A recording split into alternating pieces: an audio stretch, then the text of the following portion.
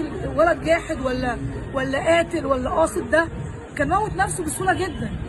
عاش 4 ايام في بحيره دم لاغلى الناس واهم الناس واللي يعرفوا في حياته.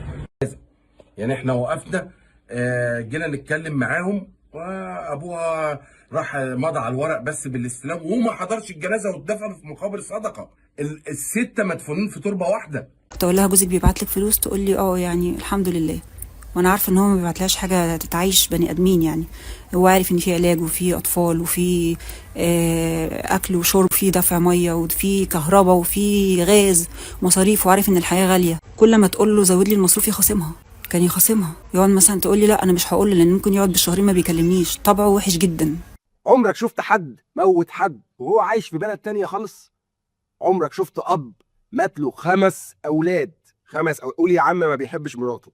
مات له 5 اولاد من صلبه، وابنه السادس كان بينتحر ولحقوه، ومع ذلك ما تهزش، ما طلعش لغايه دلوقتي. قضيه انجي واولادها قضيه هزت محافظه كامله، محافظه الاسكندريه. قضيه ممكن نتكلم عنها لفتره طويله، لانها مليانه صعبانيات من اللي توجع القلب. اكيد كلنا سمعنا عن القضيه. 5 اولاد وامهم ماتوا منتحرين جوه شقه. ام تقنع اولادها ان الموت افضل ليهم من العيشه لوحدهم. وده ليه؟ علشان هي عندها السرطان، وعارفه ان ايامها في الدنيا معدوده، وان جوزها غدر بيها ورماها اول ما جالها المرض، هي واولادها. ولما جت تقول له انت ما بتسالش علينا واحنا عايشين في مصر، ابعت خدنا، رد بكل بجاحه وقال لها انت طالق، انا اتجوزت خلاص ومش عايز اشوف وشك انت وعيالك، اللي هم عياله يعني. فتبدا انجي تحاول تروح لاهلها، اللي بالمناسبه الناس قالوا في حقهم. يعني احنا وقفنا جينا نتكلم معاهم، وابوها راح مضى على الورق بس بالاستلام، وما حضرش الجنازه واتدفن في مقابر صدقه. السته مدفونين في تربه واحده. ان هم يا دوبك جيهم مضوا بس على شهاده الوفاه ومشيوا، وما خدهمش حتى اتدفنوا في مقابرهم، علشان يبقى مصير انجي واولادها يدفنوا في مدافن الصدقه وفي مدفن واحد. تخيل 5 اطفال وامهم نايمين في حضن بعض في مدفن صدقه في مكان واحد، وعيلتهم موجوده وبيقولوا عليهم ميسورين الحياه. تخيل ان اب وام واخوات سابوا بنتهم لحمهم تدفن في مدافن الصدقه وهي عايشه في بلدها. مين الجاني ومين اللي المفروض يتحاسب؟ الطفل اللي امه اتفقت معاه ان ينهي حياه اخواته وينهي حياتها وينهي حياته، ولا الاب اللي ساب ولاده ومراته علشان بس جالها المرض، علشان ربنا اختارها تبقى مريضه فيوصلها لحاله اكتئاب انها تقنع اولادها ان لو ماتت محدش هيسال عليهم وهيتبهدلوا، فالاحسن يموتوا كلهم مره واحده. اللي خلى شيطانها يلعب على اكتئابها ويوصلها للحاله دي. احنا قدام قضيه ليها فروع كتير، تقدر تمسك في علم النفس، تقدر تمسك في علم الزوجيه، وتقدر تمسك في علم الحياه، تقدر تمسك في الندالة والخسة والكراهية وكل حاجة ممكن تحط قدام القضية دي يعني مثال ليها هتبقى مظبوطة. أنا مش هتكلم كتير، بس استنوا لآخر الحلقة عشان فيه مفاجآت كتير في شهود العين. هنسمع مع بعض كل تفصيلة حصلت في حياة إنجي وأولادها من أقرب الناس ليها ومن جيرانها. يلا بينا. انا صاحبه انجي بقالي اكتر من 25 سنه. انجي اتجوزت جوزها دوت، هو اردني الجنسيه وبس هو مقيم في السعوديه وتقريبا اتولد هناك، وجوزته من حوالي 20 سنه وسافرت معاه، قعدت معاه 16 سنه هناك في السعوديه. ومن حوالي 4 أو 5 سنين لقيتها بتكلمني وتقولي انا تعبانه وبقالي فتره تعبانه جدا، ورحت عملت كشف كده مبدئي، هم ورق اقامتهم او حاجاتهم ما كانش كامل، فبالتالي وبعد كده اتصلت بيا قالت لي انا كشفت، قالوا لي عندك سرطان في جزء من القولون. ده حاجه تشخيص مبدئي، لان هي ما كانش ينفع تعمل اي منظار او اي حاجه، لان كل حاجه هناك لازم تكون متوقفه على الاقامه، ورق الاقامه. فراحت عملت مس الجزء من القولون ده، وقالوا لها احنا برضو مبدئيا مش عارفين هو سرطان في جزء من القولون ولا احنا ده يعني اجتهاد مننا يعني شخصي، لازم تعملي منظار. طب ايه الحل؟ قالوا لها لازم تتعالجي في بلدك، لان هيتعمل لك علاج على نفقه الدوله، وهنا والعلاج بتاع الموضوع ده صعب جدا، يعني حتى غالي جدا هناك ومفيش امكانيات لكده للعلاج هناك. فحاولت في الورق ان هي تنزل، طبعا ولادها ما عندهمش شهادات ميلاد، ال6 ولاد. حاولت ان هي تنزل وبقت تروح السفاره، قعدت حوالي سنه 9 على الورق ده، لحد لما ولاد الحلال في السفاره هناك نزلوها بمصر بوثائق سفر. الكلام ده من حوالي 4 سنين ونص. عرفت تنزل، فلما نزلت رحنا خدناها من المطار وبدانا في الاجراءات على طول، اللي هي مش علاج على نفقه الدوله. الاول احنا عملنا لها منظار للقولون، الدكتور قال عيدوه تاني لان مش مظبوط، كان عايز يتاكد. عدناه تاني، قال لها عندك كرونز، ده مرض قولون تقرحي، بس المرض ده قابل ان هو القولون يتحول لخلايا سرطانيه، وعلاجه غالي جدا. يعني شريط البرشام لوحده بعمل 3000 جنيه، وهي امكانياتها ما تسمحش لكده. فطبعا احنا كنا بنساعدها. جوزها اياميها كان بيبعت لها فلوس لا تذكر، يعني مثلا ممكن 1500 كل شهر، 800 جنيه كل شهر، واحيانا ما كانش بيبعت خالص، وكنت انا اللي بصرف عليها انا وجوزي. وبعد كده هو رد لنا الفلوس دي، لما دفعنا حوالي 6000 جنيه مصاريف عليها وكده، هو ردها لنا 1000 في 2000 في 3 لحد ما خلصهم. وبعدين قعد فتره ما بيشتغلش، وكانت هي عايشه برضو احنا كنا مجمع لها من بعضينا وكده، وكانت الدنيا ماشيه. بس انجي كانت نفسها عزيزه قوي، بتحاول تمشي على قد اقل حاجه وتوفر في اكلها وشربها وكده. وبالنسبه للعلاج طبعا كان مكلف جدا، فماما برضو كانت بتجمع لها من الناس قرايبنا وكده، وبنجيب لها العلاج. بدات تتعب اكتر، والكلام ده بقى له 4 سنين بالظبط من ساعه ما وصلت مصر. وكل مدى الحالات بتسوء، لان العلاج بتاع انجي لازم علاج بيولوجي، والعلاج البيولوجي غالي. لما جينا نعمل لها علاج على نفقه الدوله، الدكتور نصحنا قال لنا بلاش، لان هتضطروا تعملوا منظار تاني. قولون عندها اعزك الله بينزل مع البراز، يعني القولون لحم بينزل مع البراز. فقال لها القولون لو عملتش منظار هيتهرى، ممكن يتخرم ويعمل لك تسمم وممكن تموتي. فاصبح ان العلاج على نفقه الدوله مش هينفع. فبدات تروح لدكتور عندنا في المنطقه هنا، دكتور كبد وجهاز هضمي، بقى يمشيها على علاج تثبت الحاله ما تدهورهاش. بس اكتشفت لما زرتها من حوالي شهر ونص كده، رحت لها مرتين، من شهر ونص لقيتها خاسه قوي وعظم صدرها باين قوي. رحت لها تاني اطمن عليها، لقيتها خست اكتر. اكتشفت بعدها ان هي جالها السرطان كبد وقولون وبنكرياس وكده، انتشر في جسمها. ماشي. وبعدين هي من النوع اللي كانت كتومه، ما كانتش بتحكي، كانت بتحكي لي بس ما كانتش بتحب تزعلني عشان عارفه ان انا بزعل عليها. كنت اقول لها جوزك بيبعت لك فلوس؟ تقول لي يعني الحمد لله. وانا عارفه ان هو ما بيبعتلهاش حاجه تتعيش بني ادمين، يعني هو عارف ان في علاج وفي اطفال وفي اكل وشرب وفي دفع ميه وفي كهرباء وفي غاز ومصاريف، وعارف ان الحياه غاليه. كل ما تقول له زود لي المصروف يخاصمها، يقعد مثلا تقول لي لا انا مش هقول له، لان ممكن يقعد بالشهرين ما بيكلمنيش. طبعه وحش جدا. طب اتعذبت معاه. من كام يوم لقيتها قبل الوقفه بيومين، اللي هو يوم ليله القدر، يوم الثلاث، ثاني يوم الثلاث اللي قبل العيد، كلمتني قبل الفطار، قالت لي انا في عندي مفاجاه ليكي. قلت لها مفاجاه ايه؟ قالت لي في واحد اللي هو صاحب جوزها، اللي هو جوزها بيديله الفلوس في السعوديه، بينزل مصر يروح محولهم لها هنا في البوسطه، بيعمل فرح لعياله، معاه بنته وولد، هيجوزهم لاولاد عمهم. فانا هروح. كان قايل لجوزي هات العيال ومراتك يقعدوا معانا الاسبوع ده، يغيروا جو ويحضروا معانا الفرح. فانا ما اقتنعتش بالكلام، لان انا عارفه صاحبتي، انا عارفه انجي ما بتتحركش من بيتها، مستحيل تتحرك من بيتها، لان هي تعبانه وعلى طول بتبقى داخله طالعه الحمام، وما بتقدرش حتى تجيلي حتى تقعد معانا، ساكنه جنبيها، يعني البيت جنب البيت. كنت اقول لها تعالي نقعد مع بعض ولا حاجه، ما كانتش ترضى، بتقولي انا ما اقدرش انزل من البيت.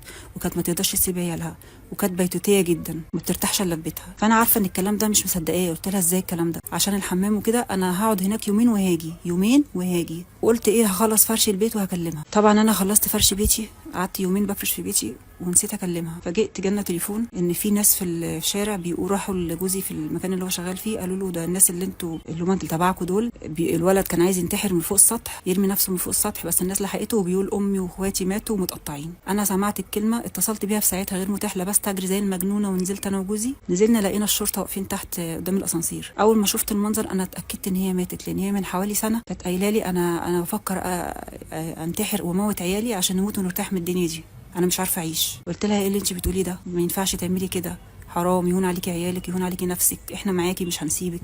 وكنت بساندها نفسيا، انا بفضفض معاكي، انا مش هعمل كده. الكلام ده من سنه تقريبا. طبعا اتقال بقى ان هي قالت لي الكلام ده من كام يوم، الكلام ده ما حصلش، الكلام ده كان من سنه. وبعد كده رحنا لقينا، طلعنا فوق في الدور بتاعها، انا شامه فيه ريحه طالعه من الشقه، بقيت انهارت. اللي هو اليوم اللي عرفنا فيه الحادثه، انا ساعه لما كده انا حسيت وعرفت، انهارت طبعا، وبقيت اصوت. بقى المخبرين قالوا لي اقعدي جوه، بيهدوني لحد ما فتحوا الشقه واكتشفنا الموضوع. وبعد كده في التحقيقات عرفنا، الولد ريان بيقول ان ماما لما بابا اتصل بيها قال لها، هي كانت بتقول له زود لنا المصروف، انا عايزه فلوس كده ومصروف عشان اتعالج وكده. قام قال لها انا طلقتك، انت طالق، رمى عليها اليمين كده في التليفون. انت طالق، انا كده كده اتجوزت واحده تانية، وما تستنيش مني ان انا ابعت لكم حاجه، انا مش هبعت لكم حاجه. طبعا هي لما عرفت كده، وهي اصلا الدنيا سودة من قبلها، فلما عرفت ان هي حتى السند اللي ليها جوزها مش هيبقى موجود في حياتها وهتضيع وهي وعيالها، وهي اصلا عندها مرض مميت، يعني هي بكره ولا بعد ولا الشهر الجاي هتموت، فقالت انا مش هسيب عيالي من غير اب ولا اهل ولا عيله وهيضيعوا في الدنيا. كان جابت يوسف وريان الكبار وقعدوا في المطبخ على الارض، فقالت لهم انا الوضع كذا كذا وانتوا شايفين. هم طبعا كانوا سامعين باباهم بيقول كده، وطبعا هي كانت منهاره بعد كل صبر السنين دي كلها معاه، وبعد كل اللي عملته وكل وقفتها معاه هناك وهو شايف مرضها وتعبها، في الاخر طلقها ورماها. قالت لهم احنا لازم نموت مع بعض، احنا النهارده ليله القدر، او بكره، كان بكره ليله القدر، نموت كلنا مع بعض في ليله القدر عشان نخش كلنا الجنه مع بعض. قام الولد قال لها ماما طب ما نحاول، طب نشتغل انا ويوسف. هم بس العيال خام، العيال يعني تشوفي يوسف وريان دول ما تقوليش عليهم مثلا اطفال ما يعرفوش حاجه في الدنيا، وبعدين دول تربيه السعوديه، هناك كانوا منعزلين عن العالم، ما كانوش بيشوفوا حد ولا بيقابلوا حد. العيال هنا يعني قمه في الاخلاق، قمه في الادب، قمه في التربيه، قمه في التدين، ما بيسيبوش فرد. وهي نفسها ما كانتش بتسيب المصحف من ايديها، كانت مؤمنه بقضاء الله وقدره، مؤمنه يعني انا يعني هي كانت عقلي صوت ضميري. انا لما كنت ببقى عايزه اتكلم معاها كانت هي بتقعد بكل عقل ورزانه بتنصحني. فقال لها ماما طب نشتغل انا ويوسف. قالت له مش هتقدروا على المصاريف غاليه جدا، كان باباكم مش قادر يصرف علينا، انتوا عيال صغيرين هتقدروا تصرفوا علينا، انا مش هقدر اسيبكم لوحدكم، انا كده كده هموت. اتفقت معاهم، قالت له انزل هات مواس وهعلمكم تعملوا ايه وهساعدوني. ففعلا بقى الولد نزل جاب مواس من السوبر ماركت تحت، ولما طلع بدات تقريبا بحد من عيال صغيرين، ياسين تقريبا او ملك، قطعت لهم، بقت تعمل وهي بتعيط، يعني بقت تعمل وهي منهاره، والولاد يشدوا، هم عارفين الولاد كلهم، قالت لهم انا هعمل كذا كذا وكلنا هنروح مع بعض الجنه، والولاد يسلموا لها ايديهم، الولاد عارفين، فهم مطيعين جدا لامهم. تمسك ايد الولد او البنت وتعمل لهم في شرايين ايديهم، والعيال طبعا يعني حتى اوريكي الدليل ان هم كانوا مطيعين لامهم حتى في الموت، ان مفيش حد سمع بيهم بره، ولا حد صوت، ولا حد طلع على باب الشقه يجري، ولا اي حاجه. بقت يعني ريان يمسك في الولد او يوسف يمسك في الولد يساعد مامته ويعيطوا، كلهم بيعيطوا، وهي انجي بقت تعيط ومنهاره، لان عيالها عندها هي زي القطه، هي كثفت حياتها ويعني كرست كل حياتها لعيالها. باول عيل تقريبا الدم نشف، قامت جت فاتحه له تاني، ما كانش لسه مات، وبقت تعمل للتاني والتالت.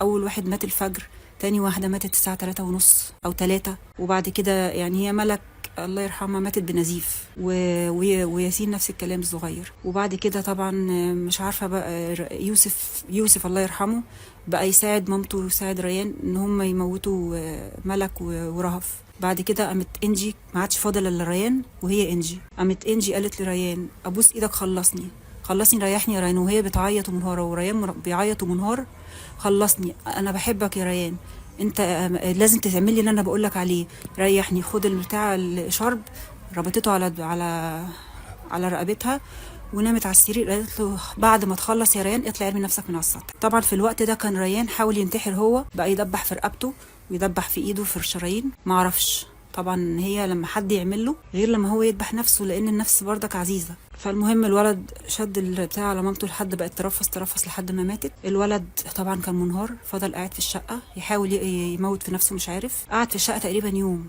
لحد ما لان هم ما ماتوش في يوم واحد كلهم، يعني فيهم جزء مات الاول، وعيل مات الفجر، عيل مات الساعه 3، عيل مات بعد منها بساعه. انجي كانت اخر واحده ماتت. طبعا ريان لما ما عرفش يموت نفسه طلع على السطح فوق، نام على السور، تقدم منه ان هو مش قادر يرمي نفسه، فطبعا لما يكون نايم على السور هيتقلب هيقع مش هيحس، الناس شافته انقذته. بس هي دي كل الحكايه. ريان مظلوم، ريان ضحيه ابوه اللي ما كانش حاسس بيهم ولا كان بتحمل مسؤوليتهم كأب. يعني تعالي شوفي الابهات بيعملوا ايه دلوقتي، بيشتغلوا شغله واتنين عشان خاطر يكفوا عيالهم، ده رامي عيال ورامي لحم. ودي مش اول مره، هو كان متجوز قبل كده برضو، كان معاه عيلين او 3، وبرضو اتجوز انجي ورمى عياله ما كانش بيسأل فيهم.